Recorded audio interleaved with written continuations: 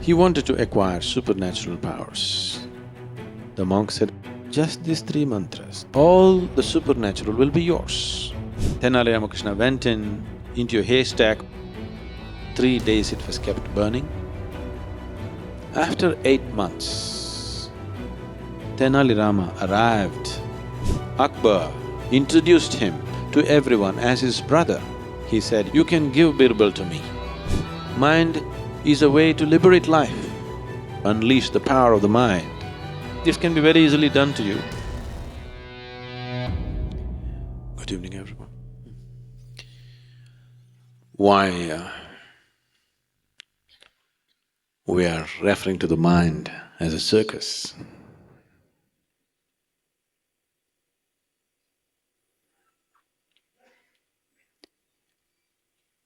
Circus is not a mess. Circus is a very coordinated activity, made to look like a mess. Deliberately made to look like a mess, but an extremely well-coordinated activity. That's what circus is. So the circus of the mind, if you have to experience it as a miraculous, coordinated activity rather than as a mess, the most important and crucial thing is, your intellect is not identified. Because once it's identified, your perception is so distorted, and this distortion permeates into every aspect of your life. You definitely have heard of Akbar and Birbal.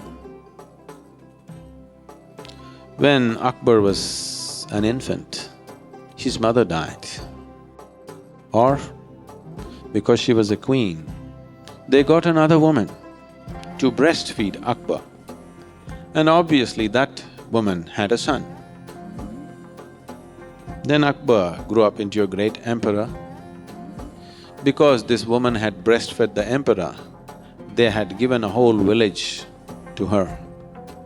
And that boy also grew up into a man, but not much of a man.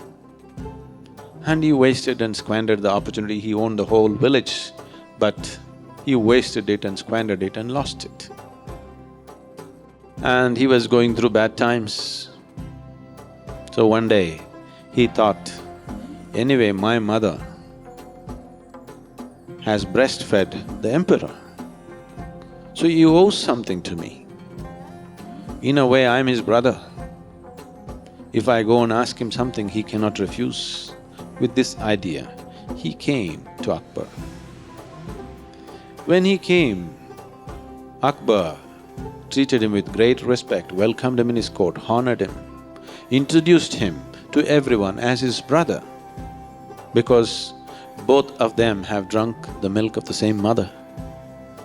And he stayed as a guest, attended many meetings which he could not understand the head or tail of. He was totally out of place. But Akbar took him around well-dressed, like his brother. After being there for a few weeks, he thought, my misfortune is only because I don't have good people around me. See, Akbar has such wonderful people. Above all, he has Birbal. That's why he's doing so well. If only I also had someone like Birbal around me, I would also become a great man. He expressed this to Akbar. He said, you have Birbal and you have become so great. If I could also have someone like Birbal, you have so many people, you can give Birbal to me. Now, this boy is a few days older to Akbar, and Akbar treated him as an elder brother. When his elder brother requests, give something to me, I'm in bad times, he could not refuse. So Akbar said, you can take Birbal. When Birbal came that evening, Akbar announced in the court, Birbal is leaving with my brother, my elder brother, tomorrow morning. Birbal looked at this situation that he has to go with this fool to the village. And Birbal immediately said, "Oh, Your Majesty, your elder brother definitely needs wise company, but I have a better idea. I can send my elder brother with him." "Is that okay?" they asked. So that man looked at this, if Birbal is so wonderful, his elder brother must be even more wonderful. He said, "That's fine with me, I'll take Birbal's elder brother. He must be even better." So Akbar also was relieved because though he wanted to be generous to his brother, he did not want to lose Birbal. He was also relieved. So next day morning, in the court, grand send-off is being organized. Birbal came into the court with a bull on the tow. Akbar said, "What is this?" Birbal said, "This is my brother. We drank the milk of the same mother."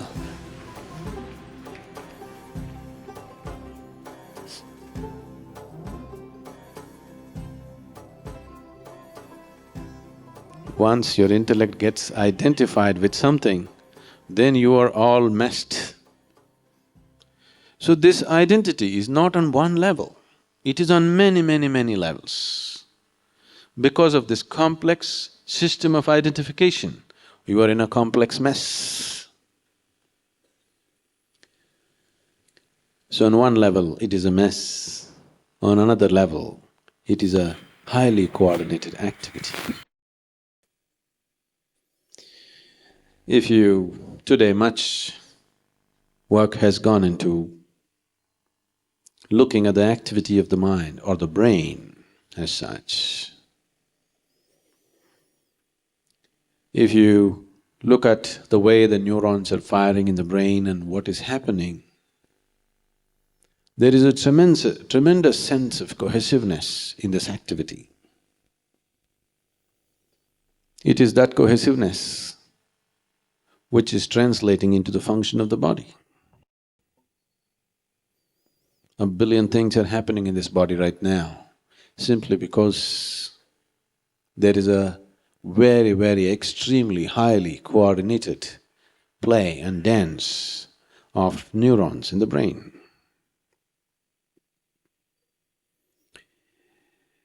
But mind as an experience for people, in most people's experience, unfortunately, it's become a mess. So it's a circus. Both the aspects of the circus are there. Even the clown in the circus is a gymnast, hugely coordinated, but he's made to look like a clown. So the outer expression may be that of a clown, but he's hugely talented and balanced in his activity. That is the experience of most people when it comes to their mental activity. So what is the possibility of this circus? How the circus can take you to great heights, how this circus can also render you to the depths of hell within yourself. Both are possible. Both these possibilities are very much alive for every one of us right now.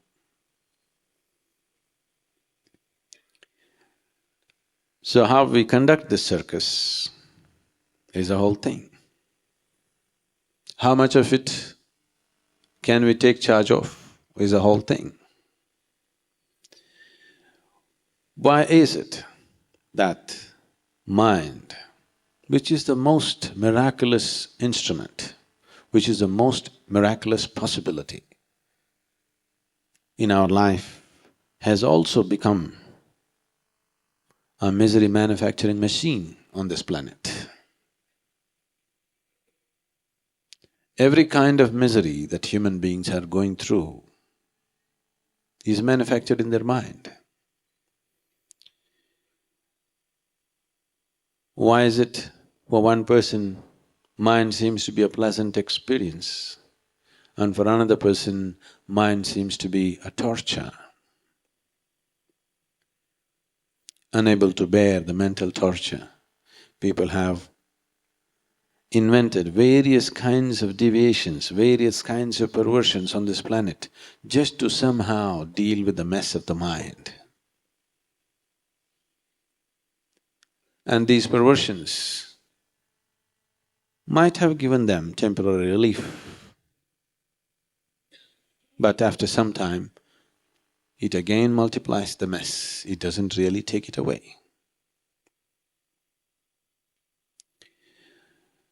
The moment your intellect, let's differentiate between these two. Intellect is like a scalpel which is constantly cutting through everything. Your ability to discriminate between one thing and the other is purely because of your intellect. You can make a distinction between me and this seat only because your intellect is functioning. You know that you must come through the door, not through the wall, only because your intellect is functioning. Without the activity of the intellect, you cannot discriminate. So the basic process of discrimination, setting things apart, is happening because of the intellect. So this is like a scalpel which is cutting everything to give you some sense of perception. If a knife has to cut through anything effortlessly and well, it's extremely important that whatever that it cuts through does not stick to it.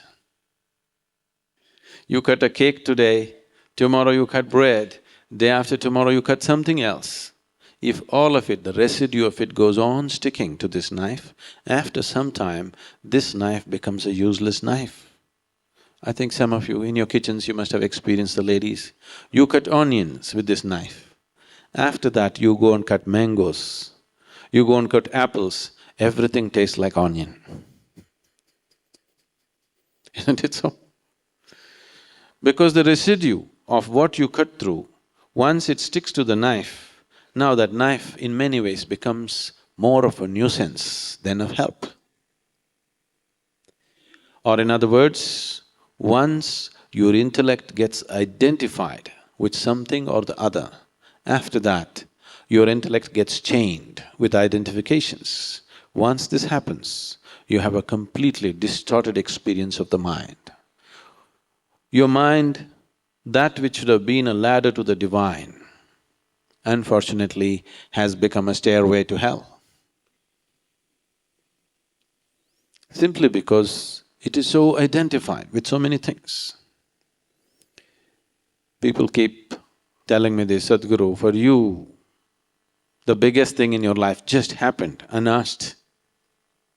Maybe you're chosen. How will it happen to us? It is not a question of anybody's choosing anything for you. It is just that if you keep your intellect unidentified with anything, starting from your body, if you do not even identify yourself with the body, that if you do not look at yourself not even as a man or a woman, your family, your qualifications, your society, your caste, creed, community, nation, whatever, a million other identifications that you take on in your life.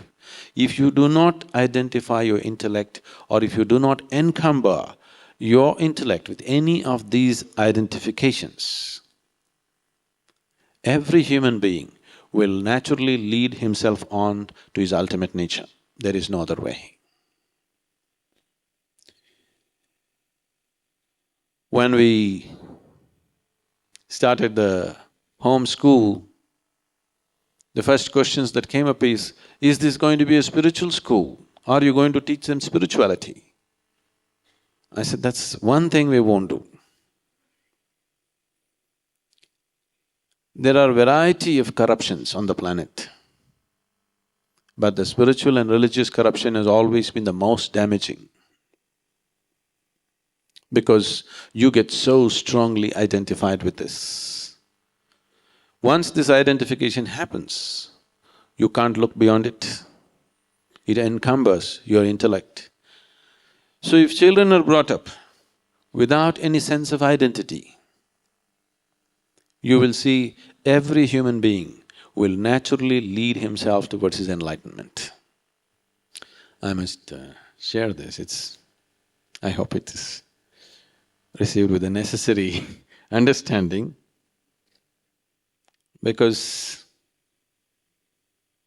this was a certain moment of intimacy, a certain moment of many things that cannot be expressed. I was just 14 years of age. My mother, who was a very devout, dedicated woman, for her whole life was her husband and 4 children, and she never thought anything about herself, she just gave her life to us. So there was no need for her to ever express that I love you or anything, such a thing was never expected. Whether she loves you or not is never a question, because her whole life is for you. So there's no question of whether she loves you or doesn't love you. Such a question never occurred in anybody's minds. I developed a kind of relationship with her where though I was the youngest in the family, I was like her elder brother in many ways. She would share things that she wouldn't share with anybody, and when I took advantage of that and joked, she would always regret, why am I sharing these things with you? So on a certain day, because of some interaction, somehow she grew a little tender in her heart and she expressed her love to me, not necessarily in I love you business, somehow. I grew up in such a way right from my childhood because of my memory, because I could remember things that happened when I was just 2-3 months of age. It just didn't allow me to be like a normal child, I thought like an adult. So because of this, nobody could take me on their lap, nobody could fondle me, nobody could carry me. I always preferred to walk and do my own things. Even though my brother and sister were older to me, were used to be carried and fondled and all that, I did not get those things because somehow it was difficult to do those things to me. I'm still difficult, see. So this relationship was very different from normal thing, but that day she was somehow some tenderness and she wanted to express. She expressed something towards me. I simply asked, for me it was just very matter of fact. I just asked, if I was born in the next house, would you still feel like this about me? She just broke down, it hurt her very much. She broke down and went away. I didn't intend to hurt her, I just asked a simple question, which these questions are constantly going on in me about everything, not just about one thing. And after some time, she came, still tears in her eyes, she came and fell at my feet, and then she went away. I said, that's good for her, some kind of realization within herself. Why I'm saying this is, our ways of thinking and feeling are so deeply identified with things we are associated with. Our body, our parentage, our children, our wife, our husband, our home. Not just that, with just about anything, isn't it? With just anything and anything. I remember my grandfather used to always eat in a gold-rimmed plate. A very rich man and a very proud man.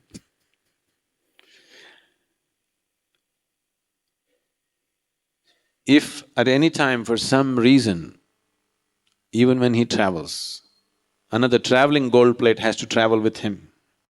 Suppose that plate is not there, he just won't eat. He cannot eat. The same damn food. What is the problem, whether you eat in a gold plate or a steel plate? Okay, you want to do things in style, it's okay.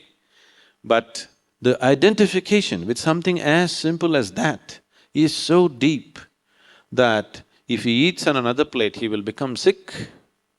His stomach will be disturbed. Your identifications are so very deep with big things and small things. Once you're identified like this, your mind is a mess of a circus. It will never raise to any great peak or pitch, it will be just a mess. Once you're very deeply identified, it is better not to insult the circus by calling your mind a circus. It's more a mental diarrhea. Non-stop, it is just going on endlessly. This cannot be stopped with a pill. People have tried the drink, the drug, all kinds of things, but it cannot be stopped that way. Only when you get disidentified, when you're able to be involved but not entangled, only then this is possible. Right now, because somewhere people realized that this identification is causing so much trouble, immediately they started giving you an antidote: detachment. The moment you detach yourself, your ability to experience life also is gone, because life can only be experienced with involvement. Where there is no involvement, there is no life. Is that so? The deeper the involvement, the deeper the experience of life. However small the event may be, however small a piece of life may be, if you are deeply involved, it's a very great experience for you. Nothing dramatic or spectacular need to happen in your life. If you're deeply involved with the simplest aspect of your life, you will see every aspect of your life is spectacular. So involvement is the only way to experience life. No involvement, there is really no life. But why is so much detachment being taught everywhere? Fear of entanglement. It is from that fear, detachment is always being propagated. If you detach yourself from life, you're avoiding life. If you really want to avoid life, there are more efficient ways to do it. You know, you can jump off a mountain, you can consume poison, you can hang yourself. Whatever we do, we must do it efficiently, isn't it? If you want to really avoid life, you just have to hang yourself. What is the idea? Are you here to experience life or are you here to avoid life? Which way is it? Experience life? Can you experience life unless you're involved? But right now there is a fear of entanglement. If I involve myself, maybe I'll get entangled. Entanglement has happened because of the discriminatory nature of your involvement. You're only involved with this one, not with that one. Your involvement is coming from a certain identification. I am involved with this person because this is my wife, this is my husband, this is my child, this is my home, this is my that. It is coming because of a certain identity. Otherwise, there's no involvement with life. It is the identification which is causing the entanglement, not the involvement. If your involvement is beyond your identification, you will see involvement brings absolute joy of life. If your involvement was indiscriminate, you were simply involved with every life around you just the same way, the very air that you breathe, the very land that you're standing on. If you are deeply involved, you will see involvement enhances life in a tremendous way. If life is not enhanced within you, all the higher possibilities of life also will never happen to you. In the process of becoming spiritual or trying to be spiritual, lot of people have become like goats. I don't want to insult the goats. Because if you practice how not to be involved with life, then slowly you will become more and more lifeless, less of life as days go by. Too much of mind, very little of life. As life recedes in you, you will see nothing fantastic can ever happen. Only if life is exuberantly happening within you, it can carry you to higher possibilities. So mind is not a cap on life. Mind is a way to liberate life. Just now also, everywhere you go, you must control the mind. Your mind need not be controlled. Your mind needs to be liberated. But unfortunately, we are always thinking of controlling the mind. People are talking about, I want to become no mind. It's a very misunderstood concept. It took millions of years to evolve this mind. Why do you want to become no mind now? Simply because you are not able to handle the torture of your mind. If your mind was ecstasy, would you want to become no mind? If your mind was the means to your blissfulness, would you want to become no mind? Only because it's become a mess, you want to become no mind, isn't it? Only because you're seeing it as a barrier, not as a stepping stone, you want to become a no mind. Mind is not a barrier. Mind is a tremendous possibility. It is because without addressing and understanding the fundamental nature of the mind, we are trying to go about handling it, this problem has happened.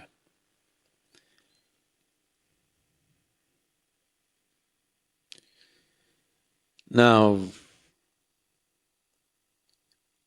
one of the biggest problems with the mind is, right from one's childhood, the mind has been imposed as to what is right and what is wrong, morality. This is the major problem. People have taught you what is good and what is bad. Because good and bad are very strong points of identity, very strong. Whatever you consider as good, you naturally get identified with it. Whatever you consider as bad, you naturally repelled by it. You having aversion to something and you having attraction towards something is the basis of identification. Whatever you're averse to it dominates your mind. I can tell you a story. Are you okay?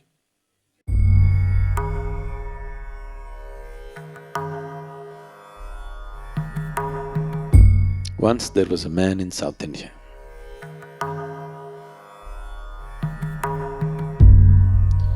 This man got a desire to acquire supernatural powers. He wanted to acquire supernatural powers. Supernatural powers means, someone wants to walk upon water, somebody wants to fly without an airplane, someone wants to sit in the fire and not be cooked. So many things. Fundamentally, you want to do something that others cannot do, and that's called a circus. Yes? So he got such a desire, so he went in search of gurus, guru to guru, guru to guru. Nobody is willing to entertain him. After much search, somebody told him, these South Indian gurus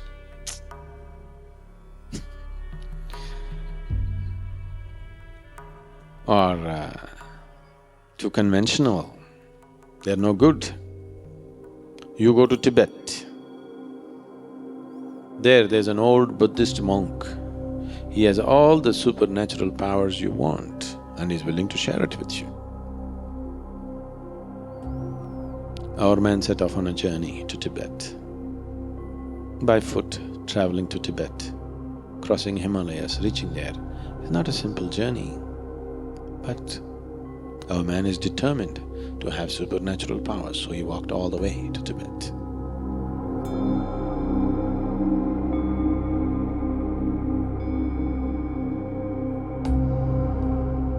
He went to the Buddhist monastery.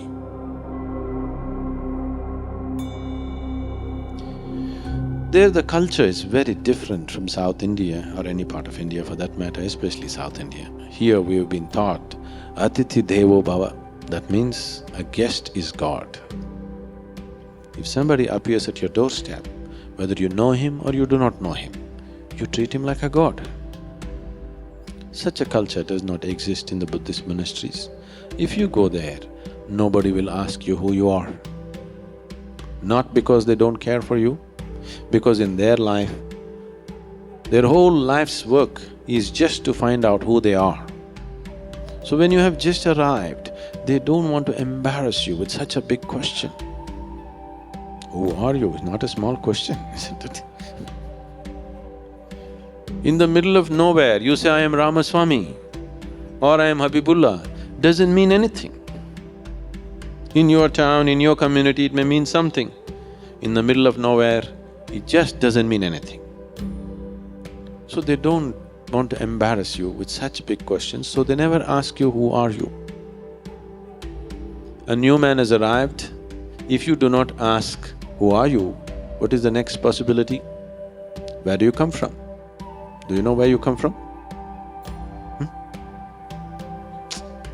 So they don't want to embarrass you with that question either. You don't know where you come from, you don't know where you will go. These few years that you are here, you're busy. Very busy, isn't it? Suddenly the act will end one day, just like that. For some there is a warning, many there is no warning. Just like that, without notice, all your act may end. But we are so busy, not knowing where you came from, not knowing where you may go. So they don't ask you such questions either. A new person has arrived, you don't ask him who you are, where you come from, there is not much room for conversation, so they don't talk to you. Lunch means there is a bell. If you want, you can go and eat. If you do not eat, in Buddhist life, fasting is also a very important part of their spiritual life. So if you're not eating today, that is also greatly respected. Nobody will compel you, you have to eat. South Indian home, you must eat. It doesn't matter you're bursting, but you must eat. You understand, that's hospitality. It's also a sure way to the hospital. But such things don't exist in Buddhist monasteries. This is a strange situation for our man from South India. So he hung on. When hunger overtook him, he went and ate, otherwise he just hung on and hung on. 1 day, 2 days, 3 days, 3 weeks passed away. After 3 weeks, the old monk called him. He knows why the man has come. He looked at him and said, see, what are you going to do with these supernatural powers? What will you do walking upon water? After 3 days, anyway a boat will be better. Suppose you go and start walking on water in Delhi somewhere, is there any water? Is there some water body where you can walk? Suppose you walk, initially a whole crowd will gather. If you every day start walking on water, people will say, he's a water walker. Yes? And anyway, after 3 days you will wish you had a boat. Because after some time, what is the difference between walking on the land and walking on the water? Except the attention that you get initially. After some time, it's the same walk, isn't it? Don't waste your time like this. I will teach you the way of meditation. With this, you can live a fruitful life. Our man said, what? To learn meditation, do you think I have to come all the way to Tibet? In India, we know every kind of meditation. I want you to remember, Gautama, the Buddha himself is an export from India. I want supernatural powers. In many ways, the monk tried to dissuade him, said, nothing doing, I want supernatural powers. And the monk said, okay, if you're so set on it, tomorrow morning, have a dip in the river at 4 o'clock in the morning and be here. I will teach you the secrets of the supernatural. Our man went and took a dip in the river. That is Tibet. Temperatures are all minus. He turned half blue and came and sat in front of the monk. The monk looked at his condition and his determination and told him, see, this is very simple. I will give you 3 secret mantras. If you utter these three mantras, all the supernatural will be yours. You have to utter these three mantras 3 times over. Shall I reveal the mantras to you? Yes? These three mantras are Buddham Sharanam Gacchami, Sangam Sharanam Gacchami, Dhammam Sharanam Gacchami. Just these three mantras, 3 times over, all the supernatural will be yours. It is just that when you're uttering the mantra, do not think about the monkeys. Is that all? That is all. May I go? Please go ahead. Our man came out of the ministry jumping with joy. The fool of a monk revealed all the secrets to me, did not even ask for a Guru Dakshina, and he tells me, do not think about monkeys. What does he know about my culture? I think about the Vedas, the Upanishads, the Brahma Sutras. Why will I think about monkeys? Am I a hunter? I have not seen a monkey in the last 10 years like this, thinking about monkeys. He walked all the way back to India, came to the banks of the sacred river Ganges, had a dip, sat down, Buddham, monkey. Monkey comes, another dip in the river, Buddham, monkey. Bu means monkey comes. Various yoga postures he sat down. An intense effort he made for 1 week. In 1 week, he came to a situation where he doesn't have to do anything. All the time monkeys tormenting him, inside, outside monkeys. He's unable to sleep, sit or stand. Monkeys everywhere. If you looked at the sky, monkeys; if you looked at the ground, monkeys; if you looked anywhere, only monkeys. If he closed his eyes, too many monkeys. Now he walked all the way back to Tibet with his monkey load. He went to the monk and said, I don't want your supernatural powers, somehow relieve me of these monkeys first.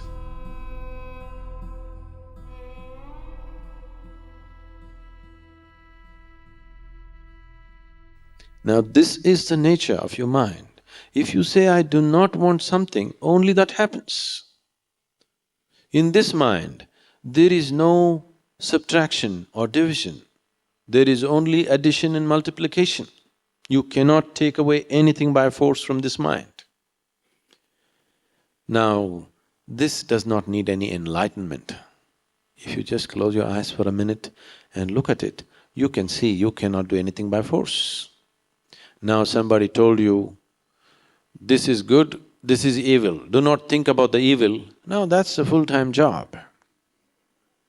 There is nothing else going on. The moment you identify something as good and you identify something as bad, you getting identified with the good and having aversion for the bad is a natural process. If you have an indiscriminate sense of involvement with everything, involvement need not necessarily mean that you have to go and do something. You can just look at people and be involved, isn't it?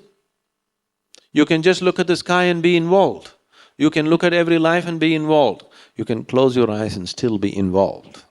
Involvement is not an act. Involvement is a certain willingness with life. You have become willing to the process of life. If you get identified, you are becoming unwilling to the process of life. You are only willing in selection. With the rest of the life, you are not willing. It is this unwillingness which is scaling down the aliveness in a human being. You just look at yourself and see, when you're 5 years of age, how alive you were and how alive you are today. It's gone down, isn't it? Yes. With age, aliveness need not go down. With age, our physical capabilities may go down. Aliveness need not go down. If you're 100, you can be as alive as a child.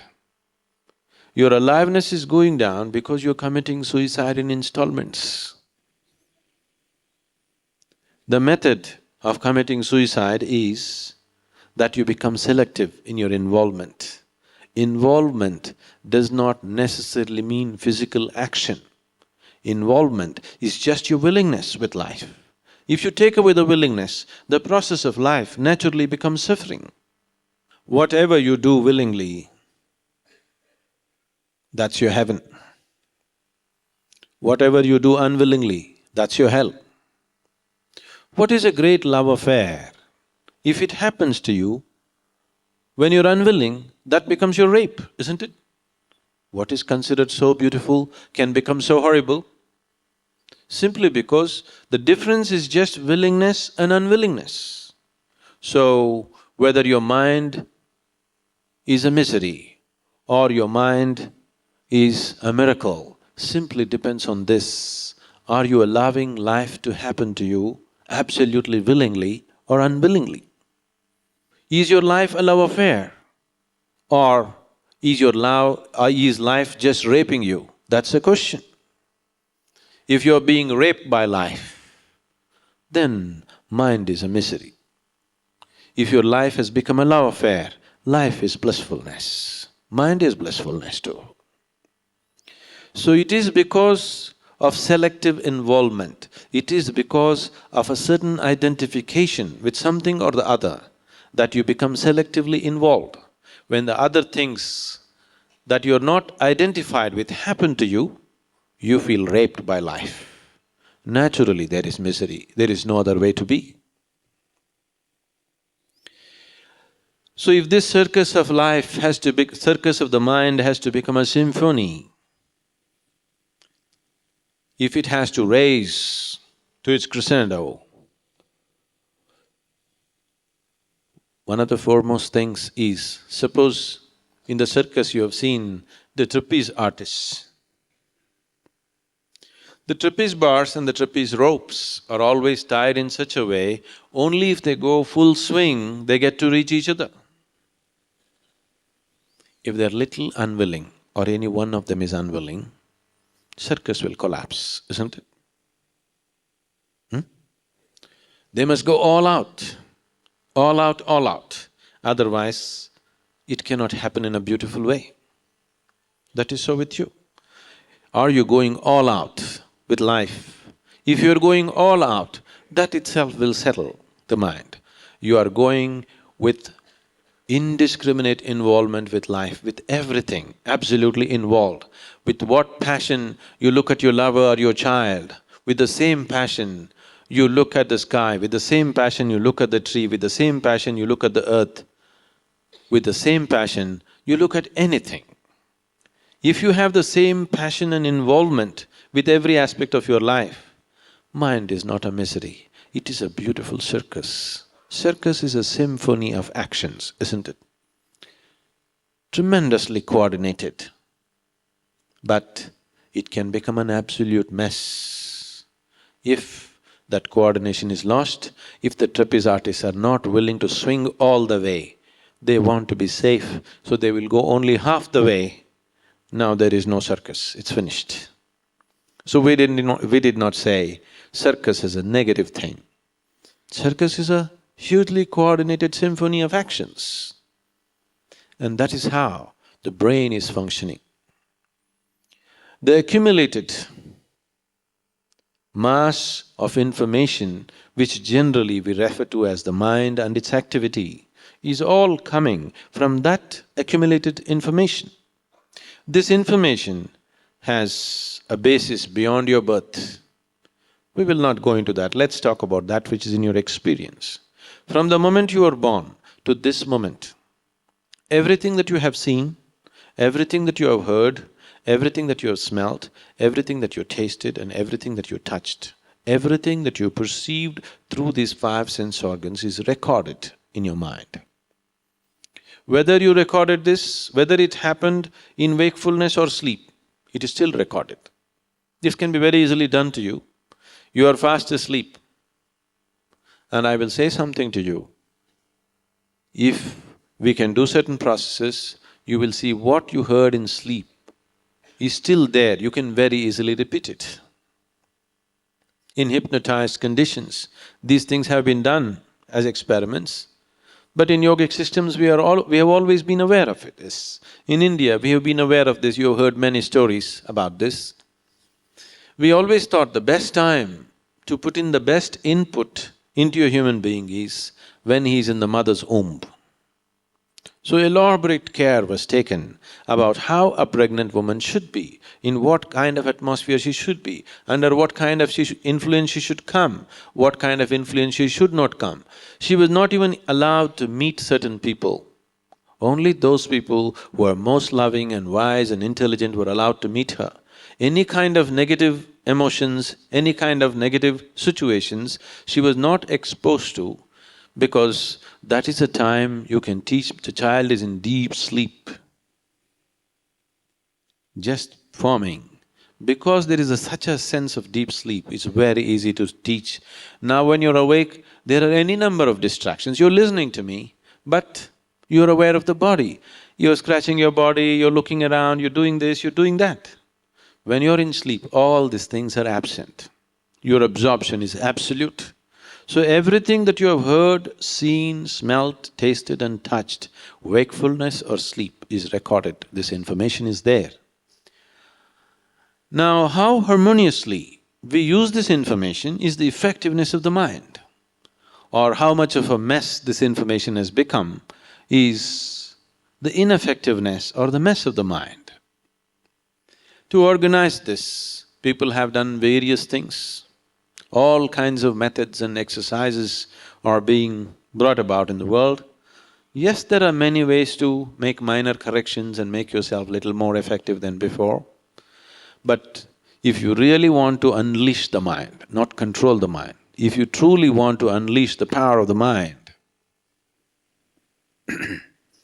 the fundamental thing is your intellect should not be identified with anything. Then your perception comes to such clarity, then mind naturally organizes itself. Nobody has to organize the mind. It is very well organized, naturally it is organized. Only because the perception is so distorted, its function and its outcome also is distorted.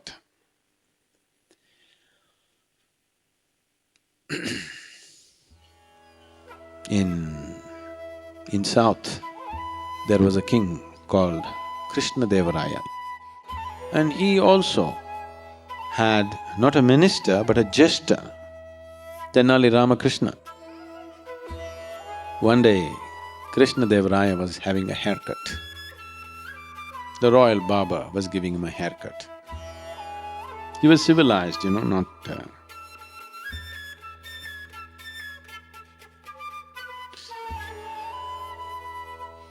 And a crow came and sat there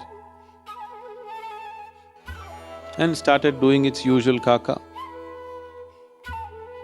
The barber stopped the haircut, with arresting attention, just started listening to the crow. Krishnadevaraya looked at him and said, "What is this? What are you listening to the crow?" As if you can understand what the crow is saying. He said, "Wait, Your Majesty, wait, he has a message." And very carefully heard it for a long time and then shook his head. Krishnadevaraya became very curious. "What is this? You understand the crows?" "Yes." "What is he saying?" "Your Majesty, this crow has come as a messenger of your forefathers from heaven. And what he is saying is that they are in heaven and uncared for. Above all, there is nobody to entertain them. There is nobody to keep them happy. They are there, everything is physically taken care of, but there is nobody to entertain them. So they're really longing for some help from you. That's why they've sent this crow as a messenger. We must send somebody to heaven to entertain your forefathers. How can we leave them like that unentertained? Your forefathers." Krishnadevaraya immediately became very emotional. My forefathers are bored and suffering because of lack of attention, an entertainment? I must send the best entertainment. So let's see who is the best dancer, who is the best musician, who is the best whatever, all this. Then a few other courtiers arrived and all of them said, "Oh, Your Majesty, if you are willing, I am willing to go, but I can't sing for nuts. But if you want me to go and serve your forefathers, I will go to heaven and serve right now." Like this they built it up. But then they said, "No, for your forefathers, we must send the best of the best." How can we send? A musician, how long can he entertain you? If you hear him for 2 days, you finish with him. If you send a dancer, how long? If you see him for a few days, you finish with him. We must send somebody who can keep them continuously entertained. Who better than Tenali Ramakrishna? He can keep your forefathers forever entertained because he's so ingenious. He is the best guy. Krishnadevaraya also agreed, there is nobody like Tenali Ramakrishna. He is the best entertainment. I wouldn't like to part with him, but my forefathers… He was in emotion. He said, "Yes, we will send Tenali Ramakrishna." Then Tenali Ramakrishna was called and he heard the story as to how he should go to heaven to serve the forefathers. Immediately he took on the act. "Oh, Your Majesty, I am more than willing. This is such a honor, I am going. I also know this whole thing, how to go." The barber had also received instructions as to how to send a man to heaven. The crow instructed how to send a man to heaven. They said, "You must make the man sitting facing south and then you must get lot of sandalwood, camphor and ghee. The heap should raise well above an elephant, a full-grown elephant, and it should be only sandalwood, pure ghee and camphor.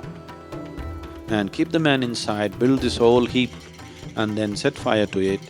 As it goes, this fire should burn for a minimum of 3 days and then the man will evaporate and go to heaven and serve the forefathers." Tenali Ramakrishna said, "This is the correct method, this is the best way. I will go and serve your forefathers. It is just that, let me make the preparation. I want to purify my body and my mind and everything before I go there. I want to take off all the doshas in me. Give me just 30 days' time." A grand site was prepared, a huge thing going on. Tenali Ramakrishna personally went and supervised the whole process and he only set up this whole thing with his trusted labor. He created the whole site the way he wants it. Krishnadevaraya was moved with Tenali Ramakrishna's dedication towards his forefathers that he is willing to go to heaven. The day came and Tenali Ramakrishna went into a haystack first and then over that this whole hill of wood and ghee and camphor was built and then set fire. 3 days it was kept burning. After 3 days, nothing but ashes were there. Tenali Ramakrishna disappeared. Many months passed, Krishnadevaraya wondered what is happening to his forefathers because the damn crow did not come again and tell what is happening. Every day when the crows came, he asked the barber, "What are they saying? What are they saying?" This is not the crow, this is just an ordinary crow, not the messenger crow. After 8 months, one day, when Krishnadevaraya was in the full assembly of the court, Tenali Rama arrived with long hair and a long beard. And he bowed down to Krishnadevaraya and Krishnadevaraya was overjoyed that Tenali Rama has come back from heaven. And he said, "What is happening? Are my forefathers well? Did you keep them happy?" "I kept them very happy, they've been splitting in their sides with my jokes, they're really enjoying everything. It is just that they have one problem, Your Majesty." "What is that?" He said, "There are no barbers in heaven. Look at me. Even I couldn't have a shave. And your forefathers for so many years, they're tripping on their own beards. It's become really difficult that they're carrying long beards around their neck and they're really having a problem. They need a good barber. We must send the best barber. Of course, the best one is the royal one. Krishnadevaraya immediately said, I will send my personal barber. The barber quaked. Then he came and fell at Krishnadevaraya's feet and admitted, I did this horrible thing. Why I'm saying this to you is, once you're identified with something, your perception gets so distorted. From the day you are born, to increase your identity with your family,